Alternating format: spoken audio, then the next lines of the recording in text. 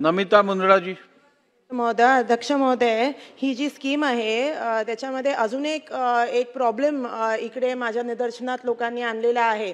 तो आहे की जसं माननीय मंत्री महोदयांनी आता जी सांगितली, जी शेड्यूल आहे, जे फॉर्म करायला लागतं, ह्याच्यामध्ये एक ॲडिशनल स्टेप असा आहे की संबंधित नगरपालिका नाही तर ग्रामपंचायत इकडे जाऊन तुम्हाला एक लेटर घ्यायला लागतं की 90 दिवस आम्ही इकडे काम करत आहोत या ह्याच्यामध्ये, मग आपल्याला ह्याचा फायदा मिळतो। तर हे जे लेटर आहे ह्याच्यामध्ये मागच्या आय थिंक 1 वर्षापासून ग्रामपंचायत देत नाहीये, कारण खूप सारे फ्रॉडचे प्रकरणं झाली। काय काय लोक येतात, म्हणतात आम्ही इकडे काम करतो, पण ते कामगार नसतात। तरी पण ह्या जसं माननीय ह्यांनी जी लक्षवेधी मांडली आहे, तर ह्याच्यासाठी जर आपल्याला कुठलं वे ऑफ कन्फर्मेशन करता आलं आणि हे जे खरंच गरजू कामगार आहेत त्यांना जर आपल्याला बरोबर पद्धतीने ते प्रमाणपत्र देऊन त्यांना ह्या लाभचा फायदा करता येईल, असं काहीतरी मंत्री महोदय ह्याच्यासाठी करणार आहात का?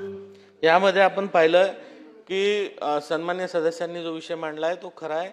आपण याच्यापूर्वी जे ग्रामीण भागातील कामगार आहेत त्यांना ग्रामसेवकाचं सर्टिफिकेट, ज्या ठेकेदाराच्या अंतर्गत ते काम करतात त्या ठेकेदाराचं 90 दिवस काम केल्याचं सर्टिफिकेट हे आपण घेत होतो। शहरी भागामध्ये नगरपालिकेचं आपण सर्टिफिकेट घेत होतो, पण यामध्ये मोठ्या प्रमाणात ग्रामसेवकांचं आंदोलन झालं।